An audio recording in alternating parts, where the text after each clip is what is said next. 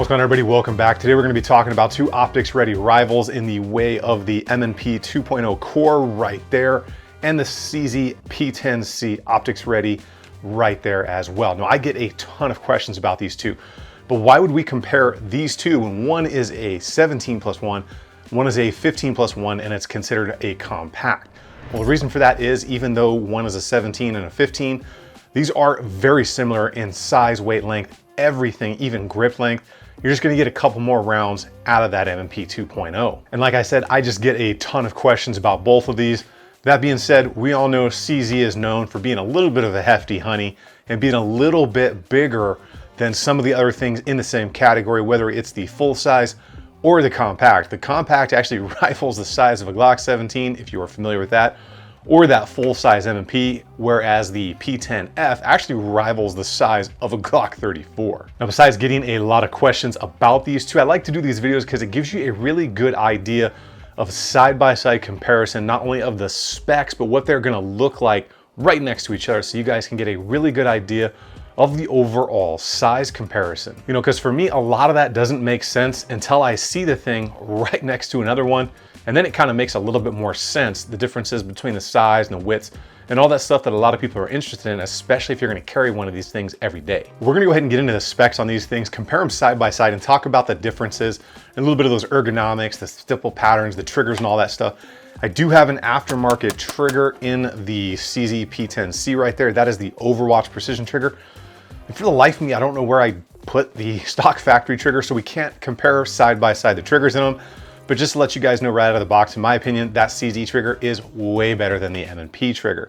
So before we get started on that, if you guys are here for the first time, go ahead and hit the subscribe button, turn the bell notification icons on, and definitely give this video a like if you find it entertaining or helpful in any way. If you guys are interested in anything you see here, I'll try to leave links below. And of course, check out the swag sponsor for today, which is gonna be Shall Not Comply. They take care of all the merchandise for the channel, and that is super helpful. We'll leave a link down below for all that stuff for you guys. We're gonna go ahead and get into the specs on this stuff, and then we'll talk about the shooting footage, how they feel out there, and all that good stuff, so you guys can get a really good idea if you're gonna be into one of these over the other. All right, we're gonna go over the basic specs on these two and just talk about the overall feel of them. We're gonna go ahead and start off with the M&P right here, the 2.0 core, as you can see right there on the side, that stands for Competition Optics Ready. So these are gonna be directly from the website, just the basic specs. Now this is the 9mm. It does come with two 17 round magazines. So it's the 17+1 capacity. Optics Ready platform does come with the optics plates. Overall length on this thing is gonna be 7.4 inches, and that's the total length of the entire pistol, not just from slide to front, because the rear of the grip sticks out slightly further than the back of the slide. This version does come with the taller suppressor height tritium night sights on it. It's gonna have a 4¼ inch barrel length, comes in at a weight of 26.7 ounces. Obviously we know this is a polymer striker fired pistol. Comes in their Armonite finish right here, which is a very durable and very nice finish. And it is a stainless steel slide that has been covered in that finish. So it's gonna give you years and thousands of rounds of use. So those are the basic specs on that. Let's talk about the basic stuff on the CZ right here, and then we'll kind of compare the two and how they come. So again, this is the optics ready version of the CZ. It has a 15+1 capacity, and the reason I'm comparing these two is because they are very similar in size, weight, all that good stuff. So this one is like I said, 15+1. We have a 4-inch barrel length, a width of 1.26, a weight of 26.3, and an overall length of 7.3 inches. This one will come with two of those 15+1 round mags, and it does not come with the optics plate. You do have to buy an optics plate separately. So the MSRPs are a little bit different too. The MSRP, I think I've found this one, it's $5.99 MSRP, but I've seen it for like $5.19. And then the MSRP on the Smith & Wesson, I want to say it was like $6.90 or something like that, but I want to say that I've seen them for around $6.20 to $6.50. So let's get back to the M&P and let's talk about just everything else about the pistol and kind of start comparing the two. So from the magwell to the muzzle here, we get a very nice grip texture. We do have the interchangeable back straps. which is this whole section that comes off, and it's your little tool right here. Honestly, I really think that Smith & Wesson has some of the best grip texture out there because it just encompasses the entire grip, even the magazine release right there. Would be nice to see that carried up through here a little bit, but it's just a very nice grip texture. Good area to get your hand up in there. I want to say it's 18 degrees is what the actual grip angle is, so it's very, very natural to most people's wrists. Moving up from there, you're going to see it's kind of a slightly sloped forward trigger guard right here. It ends a little bit early as compared to some others. Not bad, but it does cause a little bit of issues for people with bigger hands. We'll talk about that in a second. Going up from there, we've got a ambidextrous slide stop slide release, your takedown lever here. You do get a multi-section pick rail up there for all of your lights and your accessories. So everything is pretty much the same on this side, minus the magazine release here, which you can, swap that around at your leisure. Coming forward, typical looking extractor, all that stuff that you guys are used to seeing on a polymer-based pistol. Got those fish scale style serrations right there. They're quite nice. You got plenty of grit to work onto. A little bit in the front. Now they do have another version where they go all the way up and over. Just depends on which one you are able to get. You get your normal Smith & Wesson core markings, M&P, and then it's actually a little red dot right there, so that's pretty cool. These are the factory plates that I'm running on this one with that Holosun 507C, which is one of my favorite optics. You can see that the slide is nicely kind of chamfered and narrowed up to the top like that, so if you're used to coming over the top for press checks, plenty of room to work there. So let's talk about the Smith & Wesson trigger. So the Smith trigger is not great, okay? That hinged trigger design, I'm gonna be honest with you guys, it sucks. So it sweeps your finger really high into the trigger like that, which is not good. The lower you are on the trigger shoe like this, the better pull you're gonna have, the lighter it's gonna be. The whole design of that trigger is it's pretty gnarly. It doesn't feel all that great. There's a lot of take up in there, a lot of slop, but it does break, pretty clean. It's not bad. The reset's not terrible. So it's not bad overall function, but the feel of this thing here it definitely leaves a lot to be desired for sure. Now let's talk about the CZ as in compared, and then we'll start putting these two side by side. So the grip texture is good. It's very kind of Glock-esque if you're familiar with that. You do have interchangeable back straps right here that you remove with a pin. Coming up, you got your mag release right there. You got a much longer, you can see it comes all the way to that TLR7 light right there where the M&P kind of sloped forward. You got that texture all the way around the front, the back strap. A little bit more of a hump in the back with this specific back strap, but there are three, small, medium, large. Use whichever one fits your hand best. Coming forward from there, you've got nice reference marks right there, a little bit more texture to work with. Multi-slot pick rail again. And you have an ambidextrous slide stop slide release right there and a single-sided magazine release. Coming through, you're gonna have those good serrations on there. Plenty to get your hand on. Slide's been nicely chamfered and rounded off in the nose right there. This is an aftermarket plate. Those are the factory night sights on there, but you are not gonna get a sight picture with plates or optics in there because they are the kind of standard height. So if you're not running an optic, they're gonna be good. If you want backup iron sights and you have an optic, you're going to have to buy taller ones, so a little bit different. Let's talk about the two comparatively. I talked about why I was comparing these two, even though one's considered a compact and technically this one's the full size, 4 1/4. You look at those right there, you'll see very, very similar in length overall and in width and everything else, even when it comes down to comparing. Flip these over this way.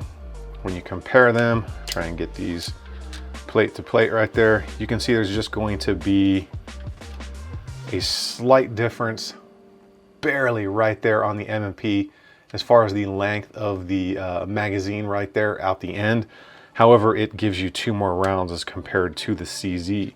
So overall, when you look at those, they are very similar in size, even though you get a couple more rounds with the M&P.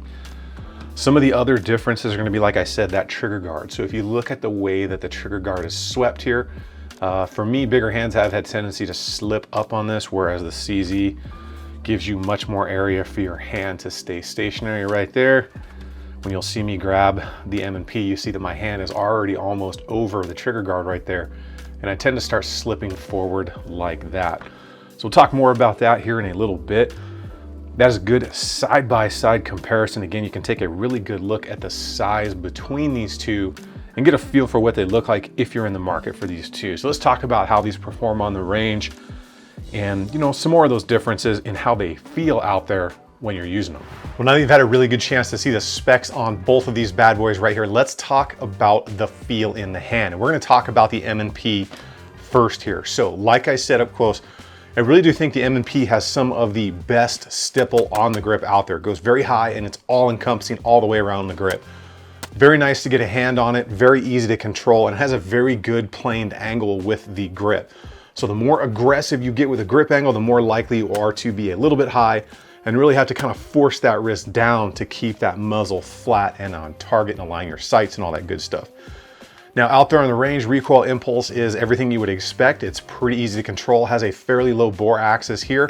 So out there it performs exactly as expected. For me, the one kick in the pants with the M&P is it's the way that the trigger guard slopes. So every time I am shooting this out on the range, especially when I get sweaty, I just start to slip forward off of this trigger guard because of that big gap right there. You can see how much that sweeps back as compared to some other stuff out there on the market. Well, let's talk about the CZ. So the CZ again is a pretty low bore axis, very easy to control out there. Has a very nice flatter angle than some other things out there like Glocks. I do like the way it performs out there. It has a great trigger right out of the box, even though I have an aftermarket one in it. And I do find it a little bit easier to stay in that grip because you can see how much more right there my hand just locks in as compared to the M&P because of the distance that trigger guard goes out. Now that's a problem with people with bigger hands. Once you start getting a hold of these things, your hands start doing weird things if it has a little bit smaller of a trigger guard. And that may not be an issue for most of you, but as you saw up close, there is a distinct difference in that, and it makes a big difference for me out on the range. Now, besides the triggers in them, where I say literally the CZ trigger, it does feel better out of the box than the M&P. Just has to do with how that M&P shoe is designed and how it sweeps out. As far as how they feel, function, and under that recoil impulse out on the range, quite honestly, I don't notice a distinct difference between either of those on the range because they're both about the same size, even though the M&P's got a bit more capacity. They're both extremely controllable, very easy to run, and are gonna provide years of service out there as long as you take care of them. They both have very good ergonomics. They are less aggressive than like a Glock grip angle or some other things where they have that really aggressive grip angle that forces you to really kind of dive down to keep that nice flat slide profile when you're coming up on target. So ergonomically, they both are very solid. Now let's talk about a couple of the things that might be negatives. When it comes to the CZ P10C, it's a compact, but it's a big compact. In all honesty, this thing is really close to a full size, which that M&P is considered, but you get 2 less rounds. So that's one thing. For the size, I'm thinking that if you are gonna get a compact, you might not be getting a compact. It really rivals a full-size setup.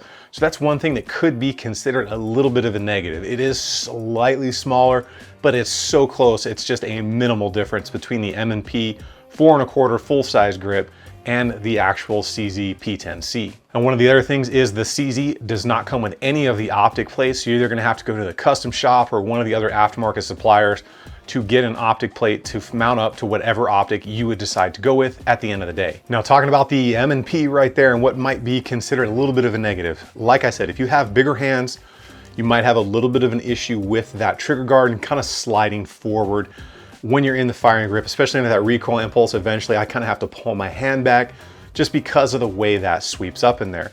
The other thing with the M&P is definitely gonna be that trigger. It's just a gnarly trigger. So you can live with it, but it's not the best trigger out there. The overall break of it and function of it is not bad, but the way that actual thing feels, it's pretty gnarly. So let's talk about the price between the two. I want to say that I have seen this M&P right here for, let me check my notes for you guys, it was about $609. So that's not bad, especially being that you get the optics plates for it and you do get the suppressor height night sights with it. Now, conversely, the CZ is slightly cheaper. I want to say it was like about $510 to $520. I saw a couple different things online, but you don't get any optic mounting plates. So you're probably going to spend anywhere from 40 to 75 bucks on a plate plus shipping. So in all reality, it's really a wash in price as well. Almost the same as it's kind of a wash in the size difference, because you're gonna spend a little bit of additional money whether you want suppressor height sights or getting that plate for the CZ. Now, getting one of these at all right now seems to be a little bit of a pain in the butt. Some people are able to find them, other people are not. I checked a bunch of different places online and it seemed to be almost everywhere I looked, both the CZ and the M&P were completely out of stock. Now that is definitely a kick in the pants, but either way you go with these, I don't think you'd be spending bad money if you bought the CZ or the M&P. Like I said, out there, ergonomically, firing, recoil, impulse, and all that, they are so similar. It really just depends on which one is gonna fit your hand maybe a little bit better, or maybe which brand you trust or wanna work with a little bit more, one over the other. Coming in at the price points there, like I said, having to buy the optic plate, I don't think you're gonna really save money on one or the other. They're just so similar, minus that couple of extra rounds you get with the M&P. Whatever you do before you buy one or the other, get your hands on it, even if it's just in the store, and just do some press outs with it, maybe test that trigger out as long as the gun store is cool with it. You get a very good idea of how these are gonna feel in your hands, because that's what's gonna matter at the end of the day. I can talk about the differences between the two and how I like them and maybe which I would prefer. That does not always relate exactly to your hands or your wrists or your fingers and how it's gonna work for you. Even if you just get a couple of dry fires out there in the store, it's gonna give you a really good idea of maybe which trigger you like more, maybe which grip you like more, maybe which texture you like more, or maybe just which brand you wanna go with at the end of the day. It's like test driving a car. You're probably not gonna buy one without at least knowing what it drives like. Well, that is what I have for you guys today. Let me know your experiences down below, either with M&P or CZs, and if you are interested in either one of these pistols. I know someone's gonna bring it up in the comments, that's a compact compared to a full size. They're so similar both in price and size and how they feel out there, that it's just two that I get a lot of questions about, and I wanted to make sure you guys had that info. A huge shout out to all of my Patreons. You guys are absolutely amazing. I enjoy the conversations with you and messaging on there, and all the support you have provided the channel over the past couple of years or several months that I've been on Patreon over from TriStar. Huge shout out again to Shall Not Comply for handling all the merch for the store. Just got all the new shirts in. This one and the Dare to Resist infringement shirt, which is pretty cool. You can check those out in the links down below. You guys get out there, enjoy some range time. Remember, if you stay ready, you ain't got to get ready. I will see you guys on the next one.